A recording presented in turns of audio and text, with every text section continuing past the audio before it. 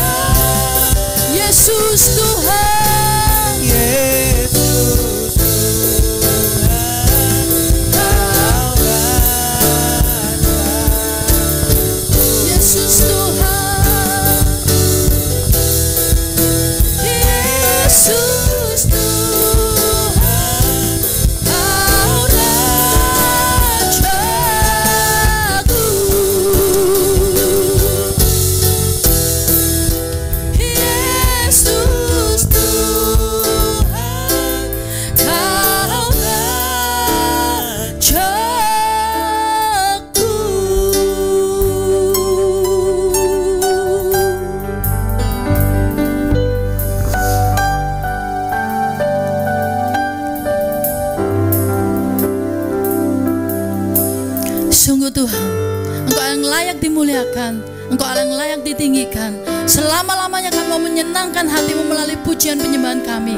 Mari yang siap memuji Tuhan lebih dahsyat lagi, sama-sama katakan amin. Haleluya. Mari sama-sama kita mau memuji buat Tuhan lebih dahsyat lagi, amin. Sama-sama kita mau tepuk tangan. Sebab Dia Allah yang besar, Dia yang layak dipuji, Dia yang layak ditinggikan. Haleluya. Besarlah Tuhan dan layak dipuji. Besarlah namanya, kekallah kuasanya. Aman berlindung dalam naungannya. Dia Allah bagi kita, di pihak kita. Terpujilah Tuhan, terbukti kuasanya. Dia telah menunjukkan kasih-Nya pada kita. Sebab Tuhan telah bangkit menyayangi kita. Terpujilah Tuhan, terpuji namanya, Yesus Allah perkasa.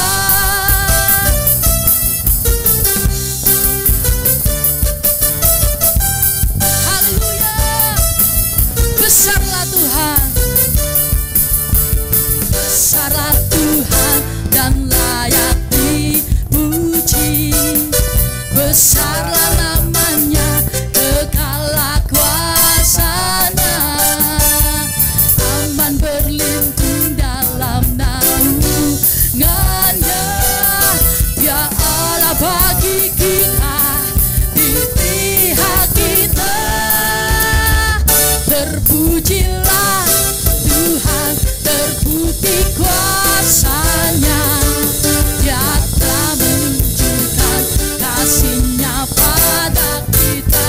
Sebab Tuhan telah bangkit menyayangi kita. Terpujilah Tuhan, terpuji namanya, Yesus Allah perkasa. Terpujilah Tuhan, terbukti kuasanya. Sebab Dia menunjukkan kasih-Nya pada kita. Sebab Tuhan telah bangkit menyayangi kita. Terpujilah Tuhan, terpuji namanya, Yesus Allah perkasa. Terpujilah Tuhan, terpuji namanya, Yesus Allah perkasa. Yesus Allah perkasa. Yesus Allah perkasa.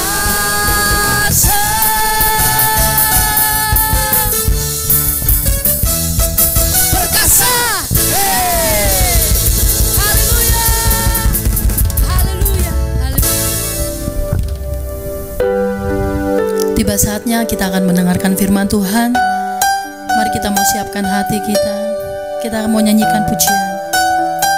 Sungguh indah.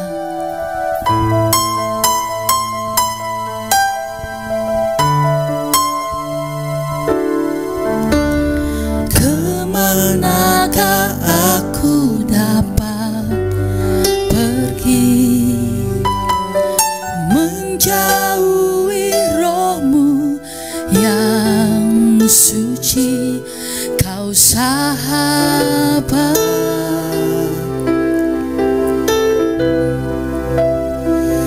Dan Kau dekat.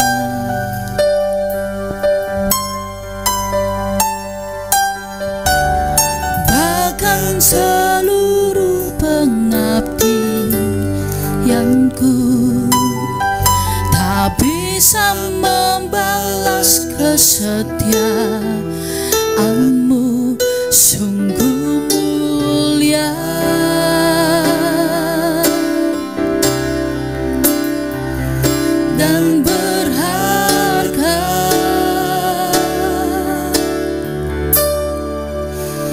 Sungguh besar pengorbananmu bagiku,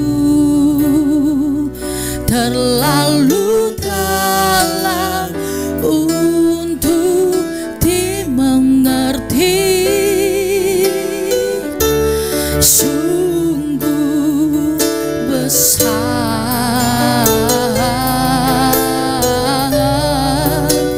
sungguh indah yang kau pikirkan tentangku,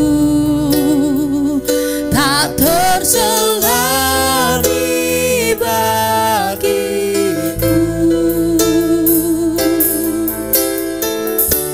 Sungguh indah.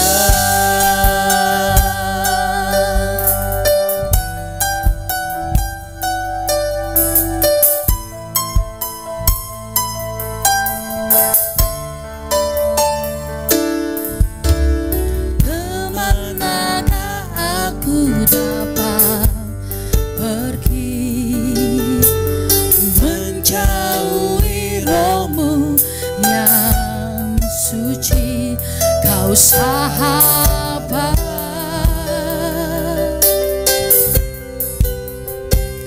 dan kau dekat.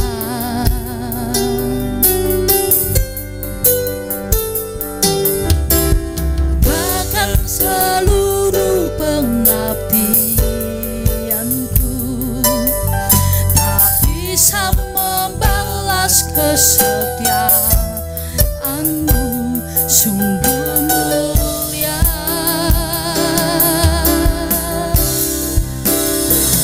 dan berharga. Sungguh besar pengorbananmu bagiku, terlalu dalam untuk dimengerti. Sungguh besar,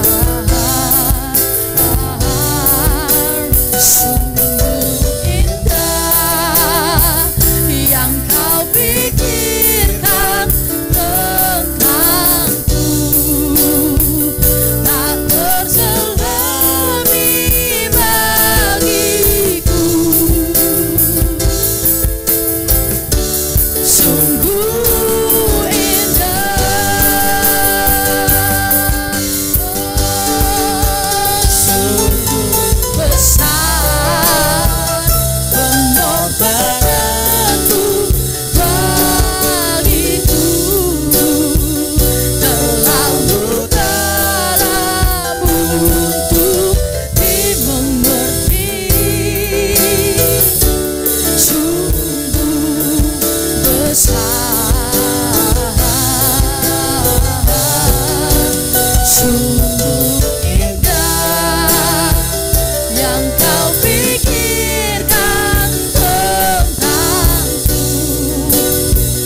tak terselami bagiku. Sungguh indah, sungguh besar pengorbananmu bagiku, terlalu dalam untuk dimengerti. Sungguh besar,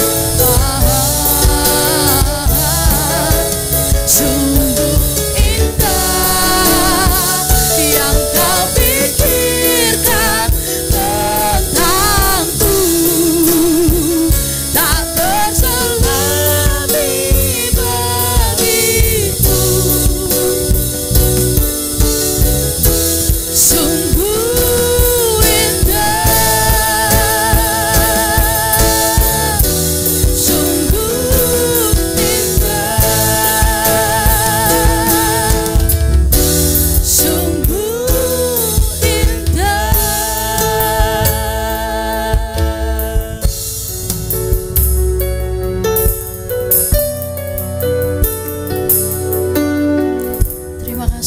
Tuhan.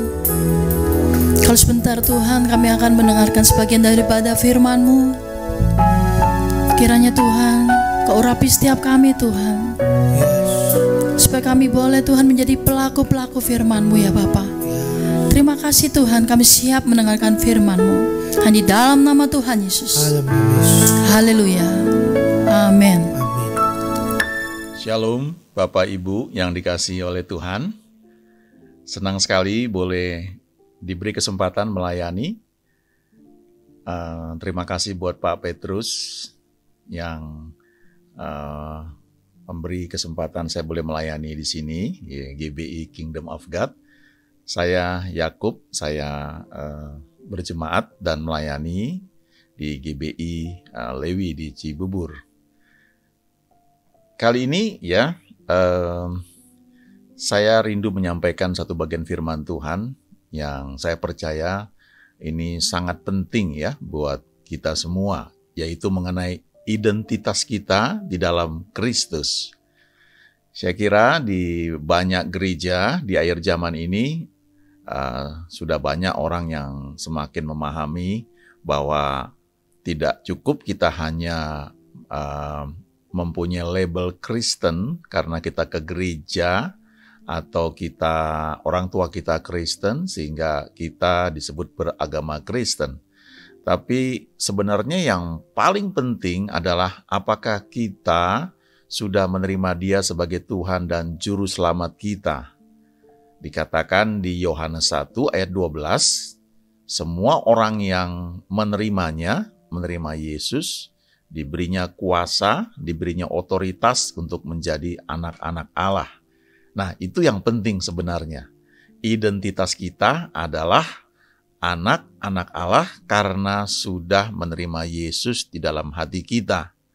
Dan kalau kita memahami identitas kita ini, ada banyak hal yang akan merubah paradigma kita, cara kita berdoa, cara kita bereaksi, cara kita menghadapi apa saja, itu akan banyak berubah. Nah, yang pertama saya mau sampaikan adalah ayat yang saya kira banyak orang sudah tahu ini ya, khususnya mereka yang rajin beribadah, rajin baca Alkitab. 2 Korintus 5 ayat 17 ya, dikatakan bahwa siapa yang ada di dalam Kristus, ia adalah ciptaan baru. Yang lama sudah berlalu, sesungguhnya yang baru sudah datang. Nah, pertanyaannya sekarang, kalau disebut ciptaan baru, yang mana yang baru? Ya, saya pribadi menerima Yesus sebagai Tuhan dan Juru Selamat itu ketika SMA. Waktu itu di sekolah saya ada kebaktian kebangunan rohani dan seorang pendeta dia khotbah. Ya, saya sebenarnya lupa khotbahnya itu apa. Tapi yang saya ingat di akhir khotbah itu dia tantang siapa yang mau terima Tuhan Yesus. Dan saya satu di antara sekian banyak orang yang berdiri waktu itu. Saya masih kelas 1 SMA dan penampilan saya sekian puluh tahun yang lalu itu, ya rambut saya kribo dan waktu saya terima Tuhan Yesus, pada saat itu sebenarnya saya menjadi ciptaan baru. Tapi penampilan saya di luar tidak berubah, ya tetap seperti itu. Nah, yang disebut ciptaan baru itu adalah roh kita. Ya, Alkitab berkata bahwa manusia itu terdiri dari roh, jiwa, dan tubuh. Tubuh itu sesuatu yang kita lihat. Kalau kita berjumpa dengan orang lain, secara fisik kita lihat itu tubuhnya. Tapi waktu kita bergaul, kita kenalan dengan orang itu, setelah beberapa lama, kita bisa mengenal orang tersebut sebagai orang yang sabar, sebagai orang yang menyenangkan, atau orang yang mungkin pemarah dan sebagainya. Itu adalah masalah jiwa dia, ya, jiwa orang tersebut. Dan seseorang bisa menjadi sahabat dengan orang lain, biasanya itu karena kecocokan di dalam jiwa. Ya. Tetapi ada sesuatu yang tidak bisa dilihat oleh mata kita, yaitu roh. Roh kita. Nah, roh kita inilah yang berhubungan dengan Tuhan. Karena dikatakan di Yohanes 4, Allah itu roh. Barang siapa yang mau menyembahnya, harus menyembahnya dalam roh dan kebenaran. Waktu kita terima Tuhan Yesus, roh kita menjadi ciptaan baru. Yang lama sudah berlalu, yang baru sudah datang. Waktu saya terima Tuhan Yesus, itu SMA kelas 1, penampilan di luar saya tetap sama, belum berubah. Lalu jiwa saya juga tidak langsung berubah, butuh waktu sehingga saya mulai berubah dari orang awalnya sangat pemalu misalnya, menjadi orang yang lebih berani ya untuk berbicara depan umum, ya berbicara di panggung, di mimbar. Nah, itu butuh waktu memang. Tapi roh saya itu sudah menjadi ciptaan baru.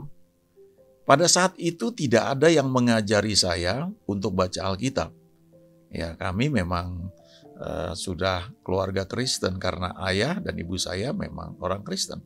Kami punya Alkitab di rumah tapi tidak pernah dibaca. Hanya disimpan di dalam lemari. Tapi waktu saya sudah terima Tuhan Yesus, saya punya kerinduan untuk membeli Alkitab sendiri dengan uang jajan saya. Jadi saya nggak minta uang khusus, tapi dari uang jajan yang diberikan, ya itu termasuk ongkos untuk ke sekolah, naik bus dan sebagainya. Saya beli Alkitab dengan uang jajan tersebut. Lalu saya cari kaset-kaset rohani, zaman dulu masih kaset bentuknya ya. Dan sangat jarang. Waktu itu cuma ada beberapa dan saya beli dan saya suka untuk mendengarnya. Enggak ada yang mengajarkan hal itu kepada saya, tapi saya bisa seperti itu karena roh saya sudah menjadi ciptaan baru. Nah, itu yang perlu kita sadari. Nah, sekarang kita lihat Kisah 17 ayat 28 ya. Dikatakan di sini Kisah 17 ayat 28, sebab di dalam Dia kita hidup, kita bergerak, kita ada ya. Seperti yang telah dikatakan juga oleh pujangga-pujanggamu, sebab kita ini dari keturunan Allah juga. Nah, saya mau baca dalam terjemahan bahasa Inggris ya, terjemahan Modern King James. Dikatakan di sini, for in Him we live and move and have our being. Ya, di dalam Dialah kita hidup, kita bergerak, dan kita memiliki keberadaan kita. Ada terjemahan lain lagi dari bahasa Inggris ya, yang mengatakan begini, it is through Him that we live and function and have our identity. Nah, ini dia. Jadi dikatakan di sini melalui Dialah kita hidup dan kita bisa berfungsi, kita bisa bergerak, bisa berkarya, dan melalui Dialah kita memiliki identitas kita. Nah, ini yang perlu kita ingat. Ya. Temukan identitas kita di dalam Dia, di dalam Tuhan Yesus. Saya ajak lagi kita baca dari Kolose 2 ayat 9 dan ayat 10 ya. Terjemahan bahasa Indonesia, Kolose 2 ayat 9 sampai 10. Sebab dalam Dialah berdiam secara jasmaniah seluruh kepenuhan kealahan, dan kamu telah dipenuhi di dalam Dia. Dialah kepala semua pemerintah dan penguasa. Nah, menarik sekali kalau kita baca terjemahan Modern King James. For in Him dwells all the fullness of the Godhead bodily, and you are complete in Him. Kamu sudah komplit, sudah lengkap di dalam Dia. Who is the head of all principality and power. Nah, terjemahan yang lain lagi, CEV, bahasa Inggris juga. And you are fully ground because you belong to Christ. Jadi kita ini sudah bertumbuh dewasa karena kamu milik Kristus. Itu roh kita. Ya, di dalam Dia, roh kita ini menjadi komplit. Dan ini hal yang mungkin tidak kita sadari. Ya, bahwa roh kita itu sudah sempurna. Bahkan kalau kita baca di surat Yohanes ya, ada benih ilahi dalam hidup kita, dalam roh kita ini, sehingga kita tidak bisa berbuat dosa. Itu roh kita. Roh itu penurut, tapi daging lemah. Jadi setelah kita terima Tuhan Yesus, Yohanes 1 ayat 12 berkata, kita menjadi anak-anak Allah, ya, identitas kita adalah anak Allah. I am a child of God, ya. Aku ini anak Allah. Dan di dalamku ini ada benih ilahi. Tapi selama kita hidup di dunia ini, karena ada jiwa dan tubuh juga, maka jiwa kita ini yang perlu diperbarui. Lewat membaca, merenungkan firman Tuhan, lewat interaksi kita setiap hari, ya jiwa kita ini banyak berubah-ubah, labil ya.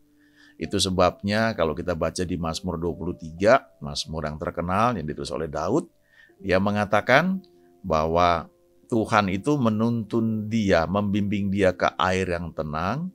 Lalu dikatakan, ia menyegarkan jiwaku. Ya, bahasa Inggrisnya, He restores my soul. Ia memulihkan jiwaku. Lalu setelah itu, ia menuntun aku di jalan yang benar. Jadi waktu jiwa ini disegarkan, dipulihkan, maka kita bisa menangkap suara dia, tuntunan dia. Ya. Khususnya di Perjanjian Baru, ketika jiwa kita, dalam hal ini ada pikiran, ada kehendak, ada emosi, ya, khususnya pikiran itu diperbarui, kita baca firman Tuhan, kita merenungkan firman Tuhan, cara berpikir kita berubah, maka semua yang dari roh kita yang sudah menjadi ciptaan baru itu akan keluar dengan mudah, dan saringannya itu jiwa, ya. Perantaranya dengan tubuh itu jiwa. Waktu jiwanya ini bisa sepakat dengan roh kita yang sudah lahir baru, maka apa yang Tuhan janjikan di firman-Nya itu akan termanifestasi dengan lebih mudah dan lebih cepat. Nah, sebenarnya ini kerinduan Tuhan dari sejak Perjanjian Lama, waktu Tuhan menuntun umat-Nya, orang Israel itu keluar dari Mesir, maka ada satu masa ketika mereka masih di padang gurun, Tuhan berfirman kepada Musa yang naik ke gunung, dan Tuhan berkata demikian di Keluaran 19 ayat 5-6. Jadi sekarang, jika kamu sungguh-sungguh mendengarkan firman-Ku dan berpegang pada perjanjian-Ku, maka kamu akan menjadi harta kesayangan-Ku sendiri dari antara segala bangsa. Sebab akulah yang empunya seluruh bumi. Kamu akan menjadi bagiku kerajaan imam dan bangsa yang kudus. Inilah semuanya firman yang harus kau katakan kepada orang Israel. Jadi Tuhan itu sebenarnya dia bilang kepada orang Israel waktu itu, kamu akan menjadi harta kesayanganku sendiri. Kamu akan menjadi bagiku kerajaan imam dan bangsa yang kudus. Tapi karena berulang kali orang Israel berontak, pada akhirnya ada satu suku yang memang memilih untuk tetap mengikut Tuhan, sementara suku-suku yang lain waktu itu sudah menyembah berhala, membuat patung lembu emas dan mereka menyembahnya. Tapi orang Lewi, mereka memilih untuk mengikut Tuhan, dan akhirnya orang Lewi inilah yang menjadi suku yang dipilih untuk melayani suku-suku yang lainnya. Tapi di Perjanjian Baru, ini dikutip oleh Petrus di 1 Petrus 2 ayat 9. Dan dikatakan di sini, tetapi kamulah bangsa yang terpilih, imamat yang rajani, bangsa yang kudus, umat kepunyaan Allah sendiri.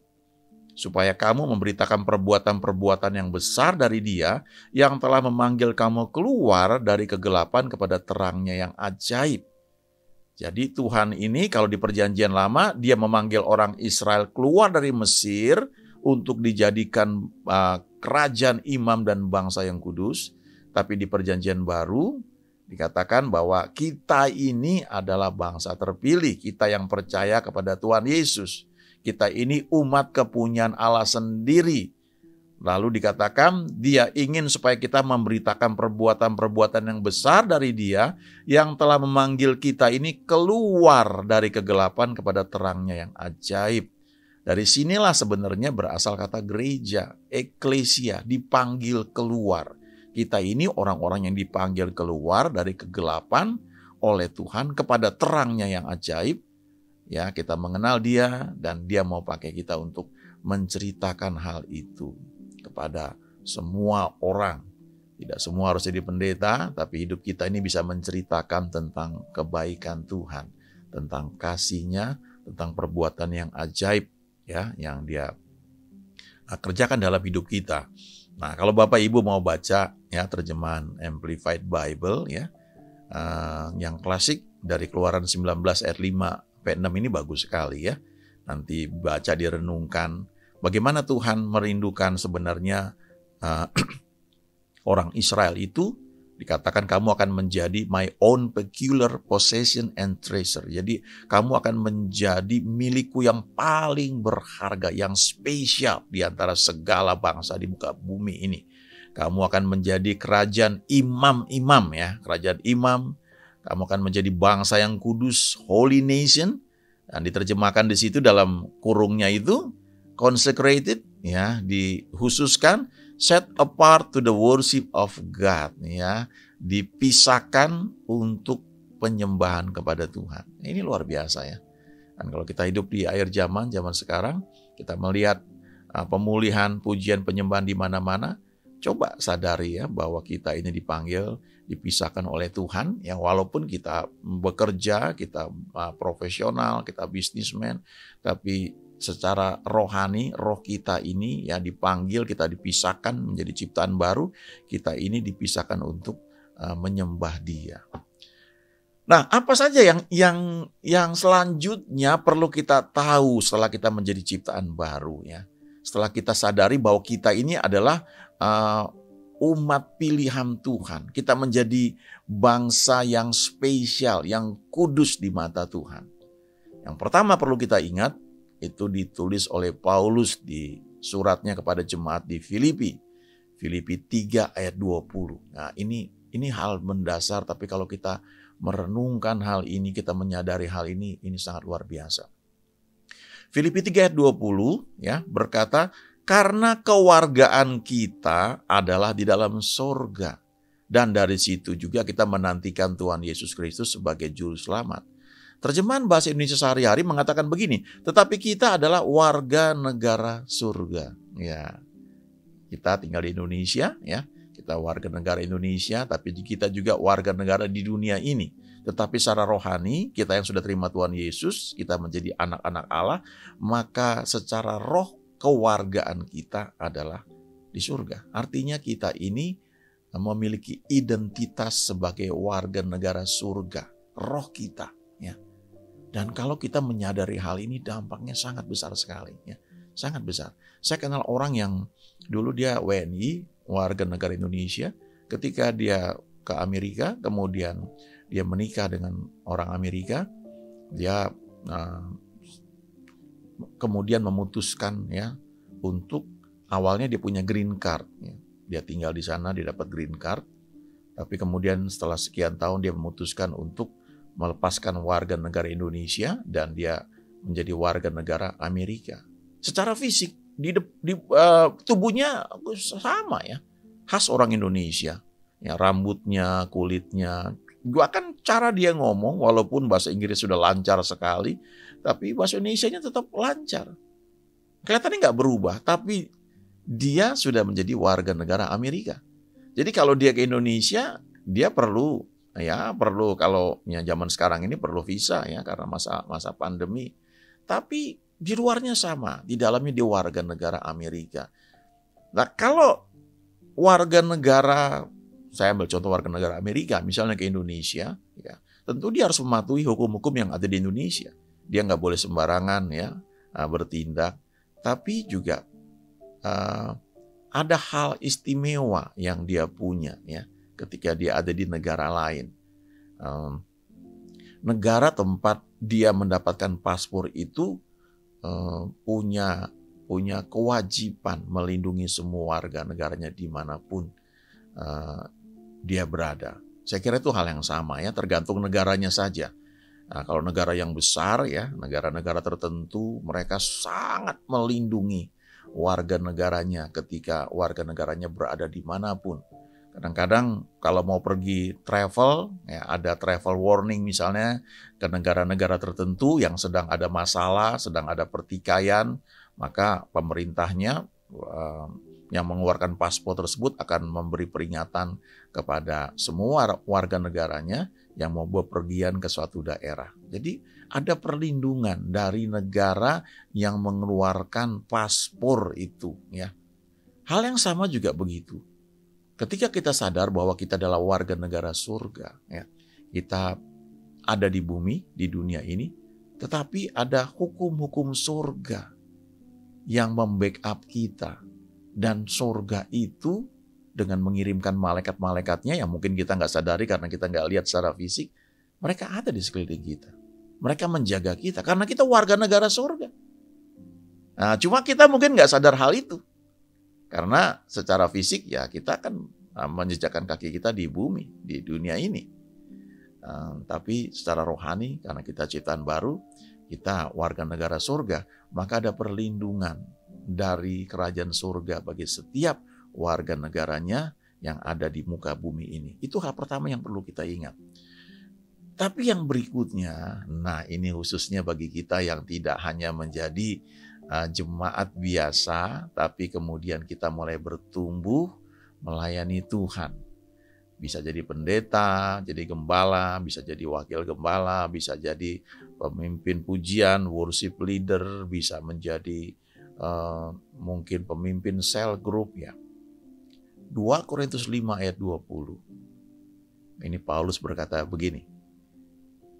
Kami ini adalah utusan-utusan Kristus. Seakan-akan Allah menasihati kamu dengan perantaran kami. Dalam nama Kristus kami meminta kepadamu, berilah dirimu didamaikan dengan Allah.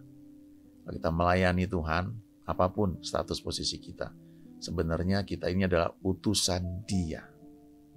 Lewat kitalah Tuhan itu menyampaikan kabar baik bagi semua orang. Nah, dalam bahasa Inggris, terjemahan King James dikatakan, Now then we are ambassadors for Christ. Kita adalah duta besar bagi Kristus. Kata utusan-utusan Kristus itu diterjemahkan sebagai ambasador. Ya. Terjemahan yang lain dalam bahasa Inggris juga mengatakan hal yang sama. We are therefore ambassadors on behalf of Christ. Ya. Kalau kita sadar ini ya, coba camkan, renungkan. Kalau negara, ya entah itu Amerika atau negara lainnya, Inggris dan sebagainya, mereka membuka kedutaan besar di Indonesia, di Jakarta. Maka ada duta besar yang diutus ke sana. Sama seperti kalau Indonesia membuka kedutaan besar di Inggris, di Amerika, atau di negara-negara lain, maka ada duta besar yang diutus dari Indonesia untuk tinggal di sana mewakili Indonesia. Nah, saya pernah baca di banyak tulisan ya di internet juga bahwa dikatakan katakanlah misalnya kedutaan besar Amerika ya ada di Jakarta di Jalan Medan Merdeka Selatan ya. Kalau kita mau ke sana, misalnya mau urus visa mau ke Amerika, parkir mobil pun harus jauh sekali ya. Karena sejak beberapa tahun yang lalu ketika banyak terjadi serangan-serangan teroris, maka pemerintah Amerika melindungi kedutaan besarnya di seluruh dunia, termasuk di Indonesia. Jadi kita nggak bisa parkir dekat situ, mesti jauh, jalan kaki ya. Kemudian begitu masuk itu banyak sekali ya pemeriksaan, diperiksa semuanya, barang-barang tuh kalau nggak salah handphone juga tinggalin semua di luar, nggak boleh kita bawa. Begitu ketat sekali. Nah di dalam kedutaan besar Amerika itu kita jangan sampai berbuat salah, karena di situ yang berlaku adalah hukum-hukum yang ada di Amerika ya. Dan warga negara Amerika yang bekerja di kedutaan besar tersebut dilindungi, apalagi duta besarnya. Ada kekebalan diplomatik yang melindungi mereka. Kalau mereka misalnya berbuat salah di Indonesia, ya misalnya melanggar lalu lintas, itu nggak bisa sembarangan ditangkap ya. Mobilnya pun ada tulisannya CD ya, Korps Diplomatik. Nanti ada kodenya, CD01 itu negara apa, CD02 negara apa, kayak begitu ya. Jadi polisi kalau lihat mobil CD ya bukan artinya kalau kita naik mobil itu kita bisa berbuat semaunya, melanggar peraturan lalu lintas, enggak seperti itu. Tapi dengan plat nomor seperti itu, polisi juga nggak mau tangkap ya. Karena urusannya beda. Saya pernah baca ada satu tabrakan waktu itu ya, antara mobil CD, Korps Diplomatik satu negara dengan sopir taksi ya, di Jakarta. Wah, sopir taksinya marah, ngomel-ngomel. Itu yang keluar pengemudinya bule, dia tenang saja ya, dia cuma telepon berapa hal ya. Nah, lalu belakangan datang polisi itu apa ya, ya udah. Si orang bule ini sadar bahwa saya warga negara asing dan saya juga punya perlindungan, kekebalan diplomatik ya. Jadi tentu saya percaya ada mungkin ada kadang-kadang terjadi ya di banyak tempat karena mungkin jalanan begitu padat sehingga mobil yang satu menyenggol mobil yang lain. Nah,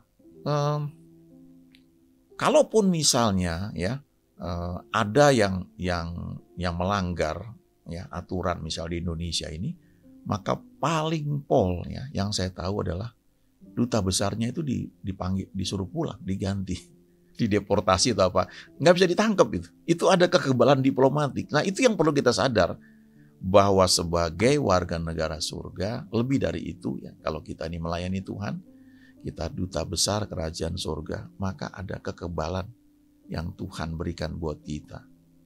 Itu sebabnya ketika kita nyanyikan Mazmur 91 ya yang dibuat jadi lagu, walau 1000 orang rebah di sisiku, 10.000 di sebelah kananku, tapi tidak akan menimpa aku. Ya, itu luar biasa sekali.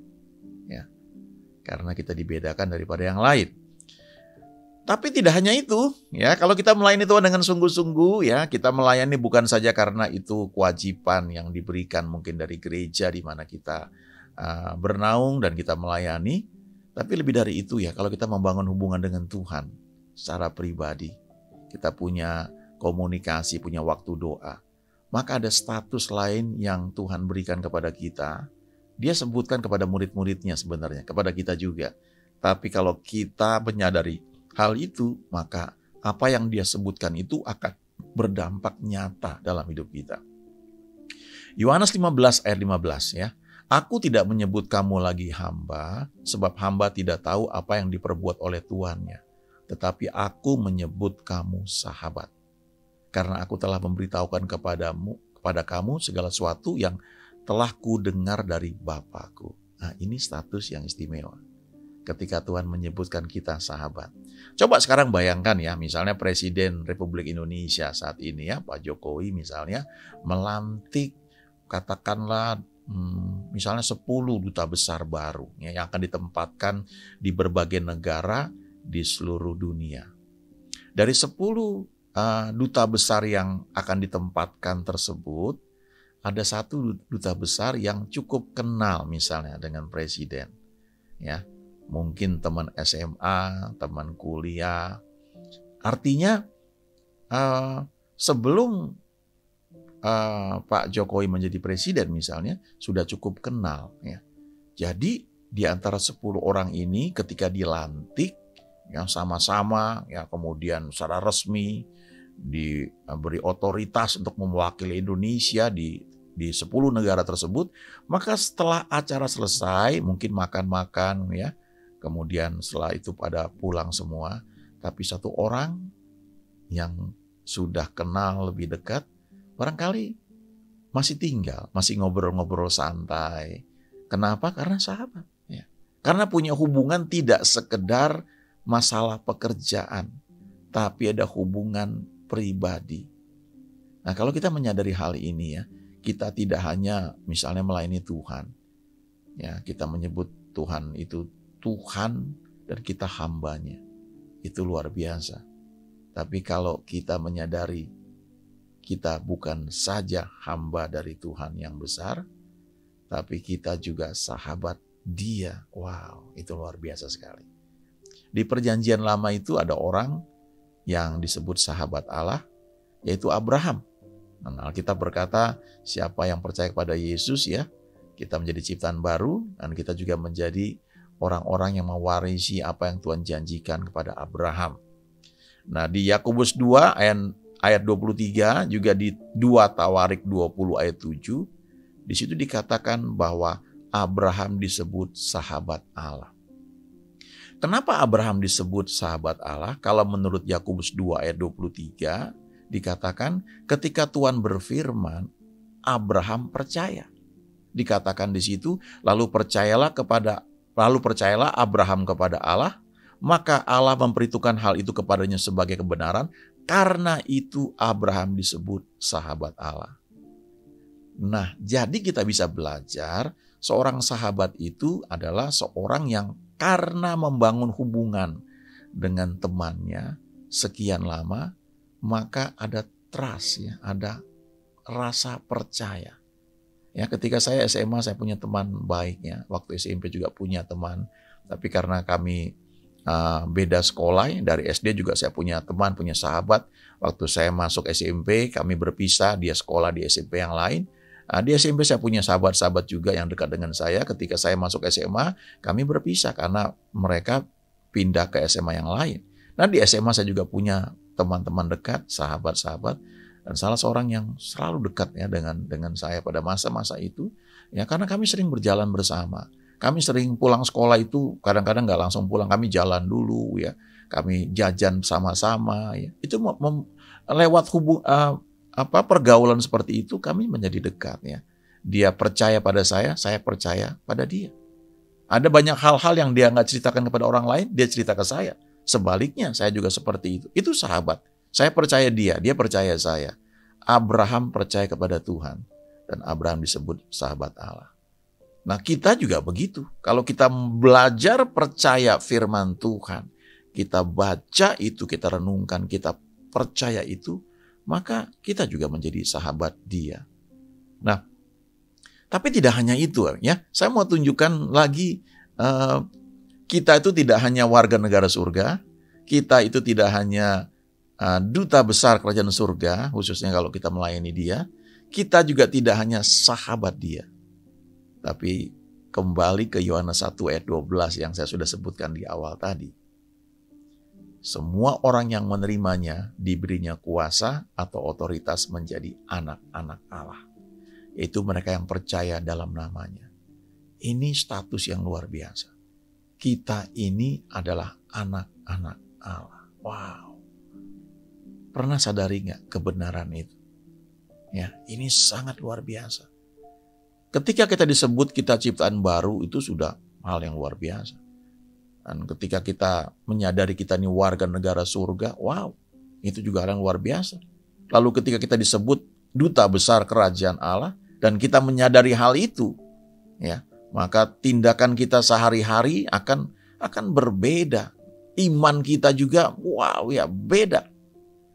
Lalu kalau kita menyadari kita sahabat Allah, itu juga luar biasa. Karena kita punya akses langsung untuk berbicara dengan Tuhan. Tapi kemudian ada yang disebut anak-anak Allah. Yohanes 1 ayat 12. Ya. Tidak hanya itu ya. Roma 8 ayat 15 berkata bahwa kita tidak menerima roh perbudakan yang membuat kita menjadi takut lagi. Jadi cara pandang kita kepada Tuhan, ya coba renungkan. Kita anak Allah. Masa kita takut menghadap dia? Alkitab berkata kita tidak menerima roh perbudakan. Tapi kita telah menerima roh Allah.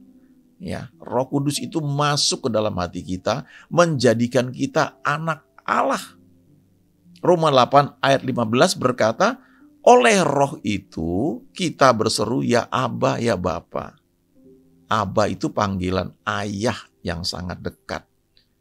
Bisa diganti dengan Dedi, Papi, atau Babe. Ya. Ucapan yang menunjukkan kedekatan seorang anak dengan ayahnya. Galatia 4 ayat 6 juga mengatakan hal yang sama.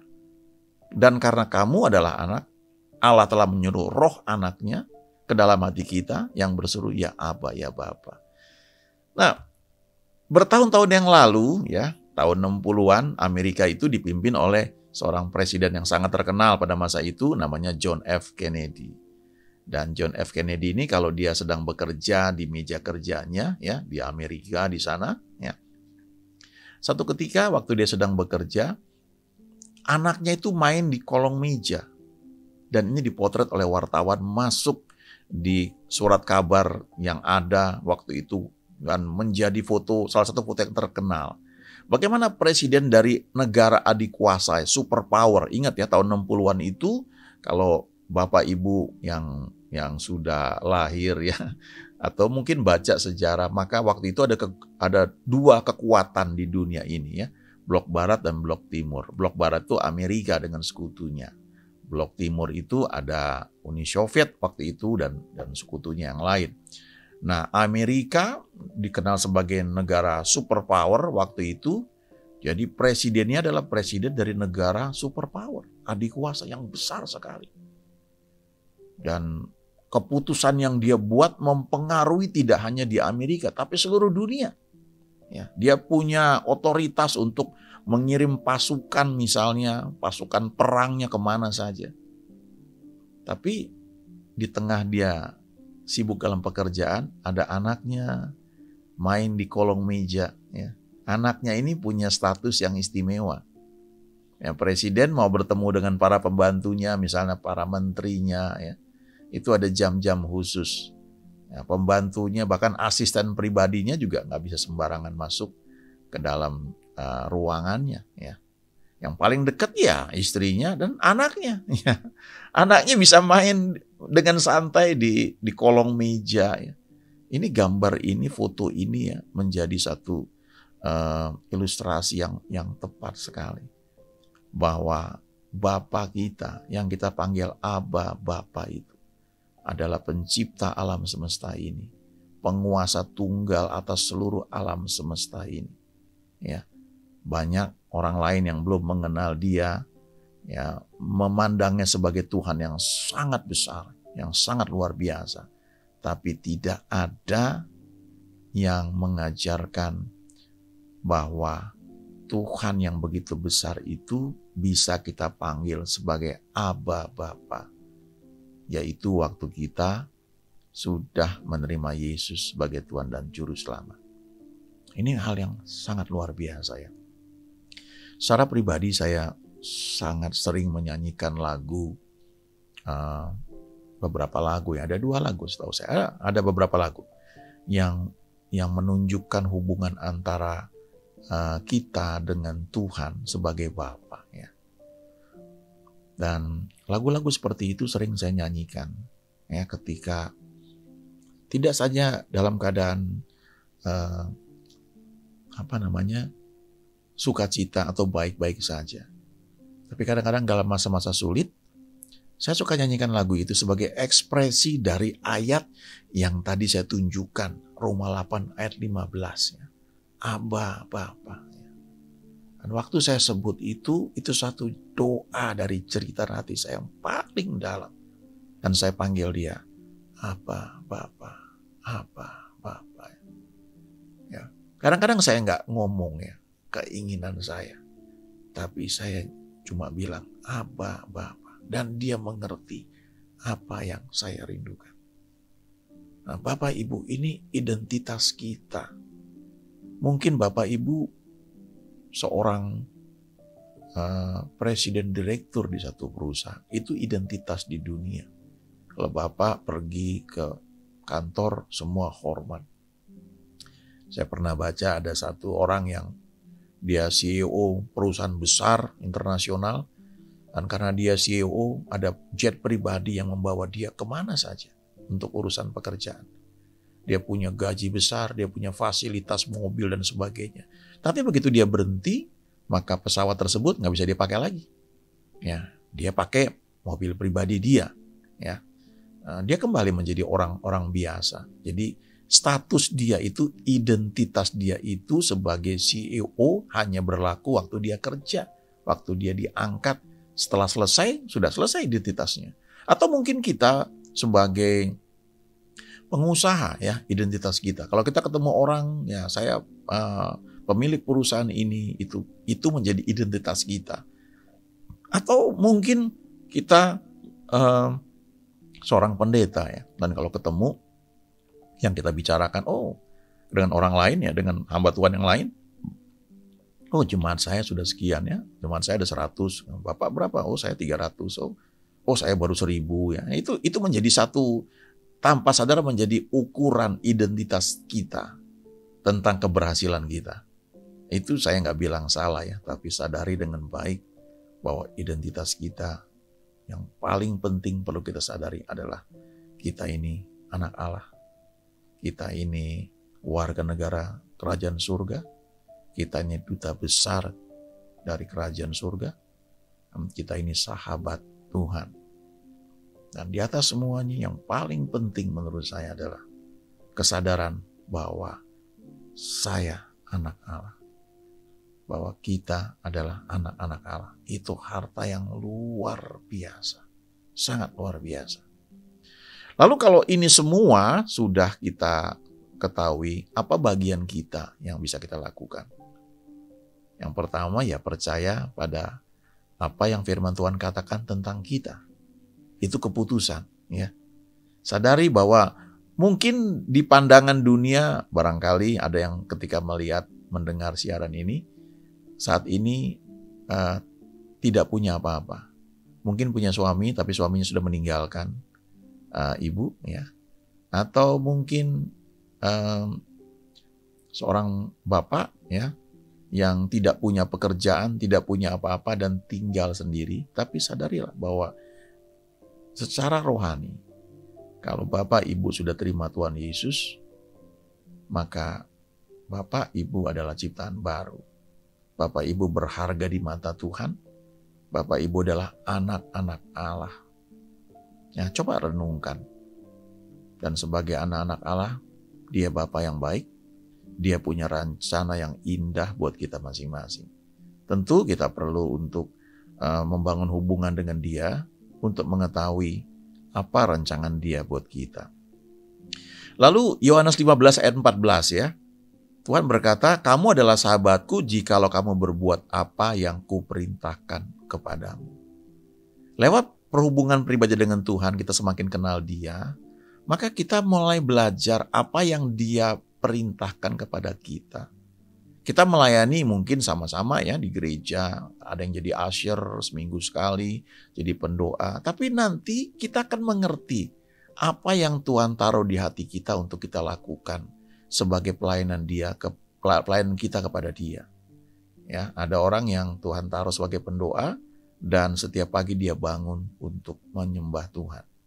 Jam 3, jam 4 dia berdoa 1 jam, ya, mendoakan orang-orang lain. Kalau itu yang memang Tuhan tetapkan buat Bapak atau Ibu, lakukan dengan setia. Dan pernyataan Tuhan bahwa kamu adalah sahabatku itu akan menjadi real, ya, dalam hidup kita. Ayat terakhir yang saya mau bagikan Yohanes 14 ayat 21, ya. Yohanes 14 ayat 21 ini ayat yang sangat memberkati saya. Bertahun-tahun yang lalu saya baca ayat ini juga dalam terjemahan Amplified Bible yang klasik, ya. Saya bacakan dalam bahasa Indonesia dulu, ya. Barang siapa memegang perintahku dan melakukannya, dialah yang mengasihi aku. Dan barang siapa mengasihi aku, ia akan dikasihi oleh Bapakku dan aku pun akan mengasihi dia dan akan menyatakan diriku kepadanya. Terjemahan bahasa Inggris ini, ya saya tunjukkan dan saya terjemahkan langsung, ya. Orang yang memegang perintahku dan memeliharanya adalah orang yang sungguh-sungguh mengasihiku.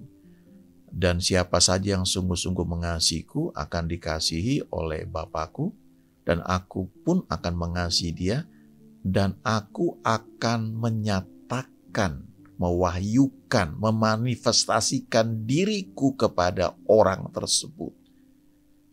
Lalu ada tambahan, I will let myself be clearly seen by him and make myself real to him. Aku akan bawa diriku ini menjadi jelas terlihat oleh orang tersebut. Dan aku akan membuat diriku tuh nyata bagi dia. Nah, Bapak Ibu, saya jarang sekali dapat vision, penglihatan, ya. Ada beberapa orang, beberapa teman yang sering dalam berdoa, beberapa saat berdoa langsung dapat vision, penglihatan atau mimpi. Saya termasuk jarang, ya. Tapi waktu saya baca ayat ini, bahwa kalau saya melakukan perintah yang Dia berikan bagi saya, maka Tuhan itu akan real buat saya. Saya akan melihat Dia dengan jelas dengan mata rohani. Dan itu saya alami. Saya tidak lihat secara fisik kehadiran Tuhan, tapi kesadaran bahwa Dia bersama saya itu sangat kuat, ya. Dimanapun saya berada. Khususnya ketika saya tahu saya sedang melakukan perintahnya. Bahwa Dia care, Dia peduli. Wow, itu harta yang sangat berharga. Saya tidak tahu siapapun yang pernah saat ini mendengar siaran ini. Tapi kalau Bapak, Ibu, ya, atau teman-teman belum menerima Tuhan Yesus, mari ikuti doa saya, ya. Undang dia dalam hati untuk menjadi Tuhan dan Juru Selamat. Dan percayalah, setelah itu engkau akan dituntun oleh Tuhan sendiri. Dia punya rancangan yang indah buat kita masing-masing. Tapi keputusan itu ada pada kita karena Tuhan tidak melanggar kehendak bebas kita. Ayo kita berdoa ya. Bapa, aku berdoa untuk orang yang siapa saja mendengar siaran ini dan belum mengenal Tuhan Yesus. Dan biar pada saat ini mereka membuka hati dan mengundang Yesus sebagai Tuhan dan Juru Selamat. Supaya mereka juga menjadi sama dengan kawanan domba yang dibimbing oleh Tuhan Yesus. Dan kami boleh bersama-sama mengalami apa yang Bapa rancangkan buat kami masing-masing. Buat Bapak, Ibu, teman-teman yang mau menerima Tuhan Yesus ya, cukup katakan dengan hati yang terbuka, Tuhan Yesus, saya membuka hati saya, masuk ke dalam hati saya, jadi Tuhan, jadi Juru Selamat, dan jadi Gembala saya. Ini hidup saya, pakai saya. Dalam nama Yesus saya sudah berdoa. Amin. Tuhan berkati. Kita akan akhiri ibadah kita pada hari ini. Mari kita persiapkan hati kita, angkat kedua tanganmu, arahkan hati dan pikiran kepada Tuhan Yesus dan siap menerima berkat daripadanya. Jemaat Tuhan yang dikasihi oleh Tuhan Yesus Kristus, terimalah berkat damai sejahtera dari Allah Bapa, kasih karunia yang berlimpah-limpah di dalam Anak yang tunggal Tuhan kita Yesus Kristus, dan persekutuan yang manis dengan Roh Kudus akan selalu menyertai, membimbing, mengajar, meneguhkan firman-Nya dalam kehidupanmu, akan memberi engkau kuasa dan memberkati engkau mulai dari saat ini sampai Tuhan Yesus datang menjemput kita, bahkan sampai selama-lamanya. Kita yang percaya diberkati Tuhan bersama saya katakan amin. Selamat hari Minggu, Tuhan Yesus memberkati kita. Sampai jumpa di kesempatan yang lain.